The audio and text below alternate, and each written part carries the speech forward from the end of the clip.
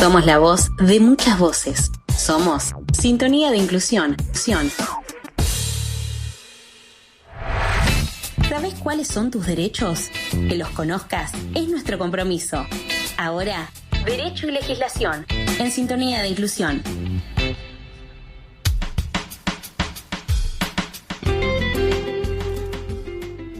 Acá estamos, volvemos con más Sintonía de Inclusión, el programa que pone en agenda a la discapacidad. Y desde acceso a los sitios web accesibles, ahora nos vamos con acceso a la justicia en la sección de Derecho. Está con nosotros Janina Santangelo, ella es abogada y va a estar contándonos, ¿no?, todas estas cuestiones de accesibilidad en lo que tiene que ver con lo judicial, ¿sí? Con todo lo que tiene que ver con leyes y cuestiones relacionadas también con la discapacidad. ¿Cómo estás, Janina? Gracias por estar. ¿Me escuchás? Hola, buenas noches, Florencia, de toda la audiencia, ¿cómo están? ¿Cómo va? Sí, ¿ustedes me escuchan? Sí, te escuchamos perfecto. Bueno, acceso a la justicia, ¿no? Una cuestión tan importante para que todos puedan ingresar en igualdad de condiciones y con las mismas posibilidades. Exacto, que no siempre se logra, lamentablemente. Siempre parece que vengo con pálidas, pero bueno, no siempre se logra, así que... Y bueno, pero es importante también tratar de visibilizar, ¿no?, todas estas cuestiones, las positivas y las negativas. Entonces, un poquito, bueno, veníamos hablando de los sitios web accesibles, ¿no? Y Lucas nos comentaba justamente para poder relacionarlo que hay una ley, ¿no?, para que todos los sitios web sean accesibles. Me imagino que no sé si en las cuestiones judiciales o del Poder Judicial hay alguna página web accesibilizada como para poder recurrir. Sí, mira, les cuento. A partir del año 2015, si mal no recuerdo, todo lo que era antes formato papel, digamos, con la entrada del nuevo del código vigente, civil y comercial y demás, bueno, lo que hizo el Poder Judicial, tanto a nivel nacional como el de cada provincia, fue armar un sistema web para que los abogados comencemos a incorporar escritos ya no en formato papel, sino en su momento fue en ambas versiones, papel y digital. Y por un lado estaba buenísimo, se imaginarán, porque bueno, agiliza mucho y uno también podía ver un expediente a través de la web y ya no tener que ir en forma presencial, a hacer las filas en tribunales como para poder ver un expediente o sacarle una foto a algo. El tema es que, bueno, con el correr del tiempo y demás, fueron surgiendo problemas de accesibilidad justamente en estas páginas. No son hoy en día, que estamos ya en el 2022, no son del todo accesibles, por lo que me cuentan las personas con discapacidad, ¿no? Cada sistema, el de provincias de una forma, el de naciones de otra, pero bueno, en definitiva siempre hay algo que hace que se torne lamentablemente inaccesible. Y justamente tenemos leyes y demás que obligan a todos los ámbitos a poder tener sitios web accesibles, pero desde la justicia lamentablemente no se termina de cumplir. Sí, lo están todo el tiempo como modernizando, allanando, pero bueno, como escuché la última parte que hablaba Lucas, todavía falta bastante. Claro. Eso en cuanto a lo que me consultabas del sitio web, en este caso puntual del Poder Judicial.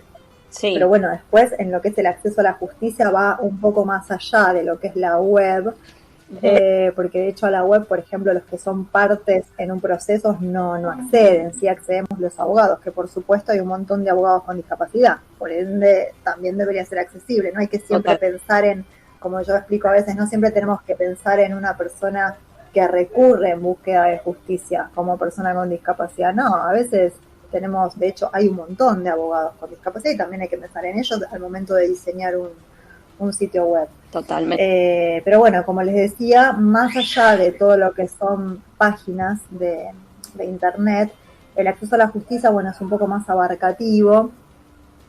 Sí. Y generalmente lo que vemos es que las personas con discapacidad, a la hora de querer ejercer esos derechos cuando participan en procesos judiciales y también administrativos, no solo lo judicial, bueno, siempre se topan con diferentes obstáculos, ¿no?, que dificultan justamente este ejercicio de los derechos.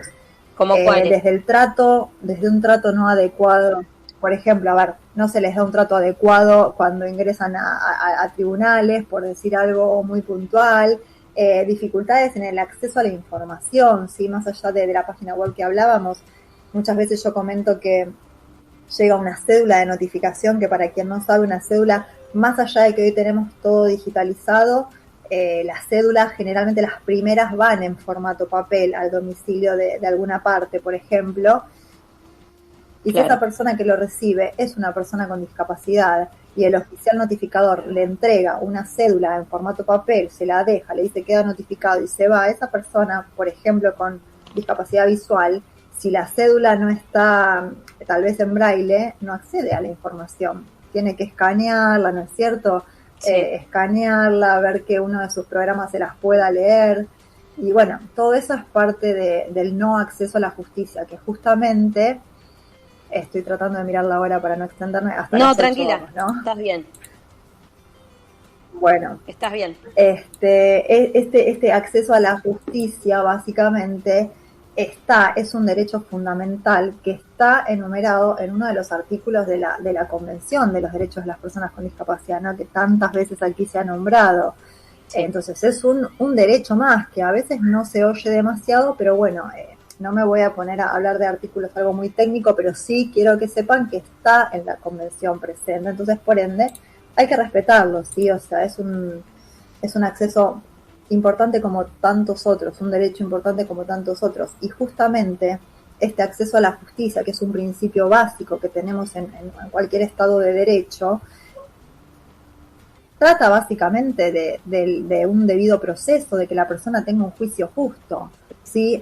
¿A qué me refiero con un juicio justo? Bueno, a que la persona pueda ser oída como cualquier otra, a que la persona tenga igualdad de oportunidades, como vos hablabas al comienzo, ante los diferentes tribunales, que tenga derecho también a un abogado, por supuesto, que tenga derecho a ser juzgado por un tribunal que sea totalmente imparcial, como cualquiera de las demás personas, en igualdad de condiciones, claro, sin discriminación, claro. Y bueno, ni hablar que tenga una sentencia en un tiempo razonable.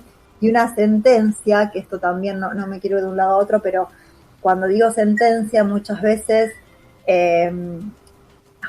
nos encontramos con jueces que hoy en día, por suerte, ya hacen sus sentencias un poco más accesibles. Entonces, no solo hay que tener una sentencia en un tiempo razonable, sino que esa sentencia sea accesible para la persona con discapacidad. Claro. Porque sabemos que... En derecho, en abogacía, a veces hablamos complicado, ¿no? Como se suele decir, que usamos términos muy rigurosos. Bueno, por supuesto que hay que seguir utilizándolos porque es parte del derecho y de los abogados y de todo este ritual. Pero las sentencias accesibles, justamente, hacen que este acceso a la justicia sea efectivo, porque si no, o sea, que yo te dé una sentencia de 20 hojas y no se entienda nada, hablando mal y pronto, no termina siendo accesible para la persona. Y tal vez esa persona es parte del proceso. Claro, está involucrada. Entonces, bueno, todo eso son los componentes del acceso. Claro, exacto. O un testigo de repente. Puede haber un testigo que sea persona con discapacidad. Tal vez no sea parte del proceso, pero puede haber un testigo que tenga discapacidad. Y ese testigo también va a necesitar que ese acceso sea efectivo. Que cuando vaya sepan de qué forma preguntarle, vean qué tipo de discapacidad tiene la persona como para preparar la audiencia, que después el acta que se le da al testigo para leer y para firmar, bueno, hay que ver qué tipo de discapacidad tengo enfrente, cómo voy a redactar el acta, o si se la tengo que leer, o si tiene que haber un intérprete. Bueno, todo eso lamentablemente no ocurre en todos los tribunales. Hay algunos en los que sí, pero bueno, como siempre digo, tenemos un gran camino por recorrer. Claro, no está unificado, digamos, el acceso a la justicia. No es en todos los tribunales de igual manera, que tendría que ser como algo completamente universal, como algo genérico. Exacto. No dependiendo del tipo. Hay no hay capacitación. Exacto. Pero ¿sabes por qué ocurre eso?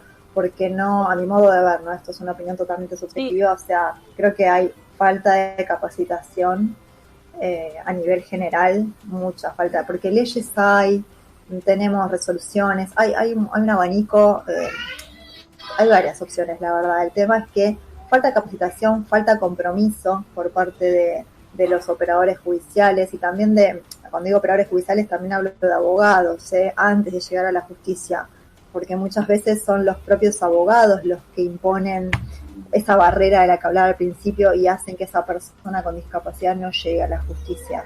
Ay, si me permitís, te cuento una anécdota muy cortita de algo que me sucedió una vez. Sí, dale, contá. Fueron a mi oficina, bueno, un matrimonio, ¿no? Por un amparo, no me acuerdo si era de salud o de educación el amparo, pero bueno, la cuestión es que vienen un matrimonio y me cuentan que era para su hijo con discapacidad. Pregunto qué tipo de discapacidad tenía, cuántos años tenía y demás. Bueno, la cuestión es que la persona podría haber venido tranquilamente a la oficina también, la persona con discapacidad, y no hablar los padres por él, ¿no? Claro. Entonces, eso, quieran o no, a veces sí se requiere que vengan acompañados de familiares, por supuesto, son los famosos apoyos, nadie lo niega, pero ¿por qué no traer a la persona? Cuando yo pregunté por qué no estaba ahí la persona, después hablé y la persona me explicó todo hasta mejor que los padres, ¿no? Pero en ese momento pregunté por qué no estaba ahí y me dijeron, no, ¿para qué va a venir si no entiende demasiado? Entonces, a veces es la propia familia también la que impone las primeras barreras. Sí. Y eso a veces es lo más triste, ¿no? Es lo más complejo. Y bueno, después también muchos abogados, es lo más complejo de abordar tal cual. Y después hay tal vez letrados que ante el desconocimiento o esta falta de capacitación, en vez de derivar tal vez a alguien que sí se dedica a discapacidad, o si a mí me viene alguien de derecho penal, yo verdaderamente no hago derecho penal, entonces derivo. Bueno, lo mismo yo siempre pido con los casos de discapacidad, porque a veces he escuchado que dicen, no podés hacer nada, o no, necesitas tener un curador. Y la verdad es que no es así. Hoy en día, ya con esto si quieren voy cerrando, pero es imprescindible hoy en día que se baje el mensaje que las personas con discapacidad son plenamente capaces, nosotros los llamamos sujetos de derecho, o sea, pueden ejercer derechos por sí mismos, si no necesitan a nadie, no necesitan un curador que ejerza derechos por ellos. Entonces,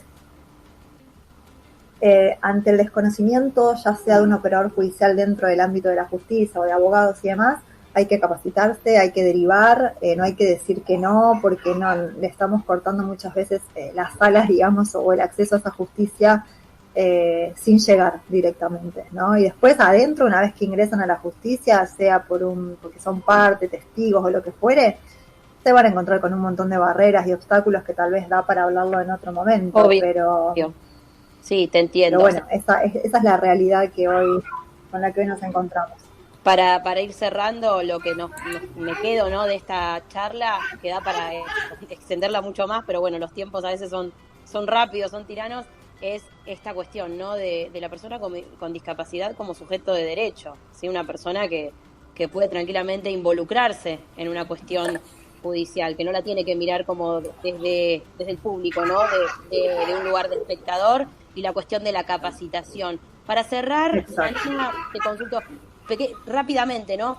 ¿Qué consejos o recomendación les das a un abogado, a una persona que tiene que abordar una cuestión judicial que involucra a una persona con discapacidad? Así rápido como para cerrar ya.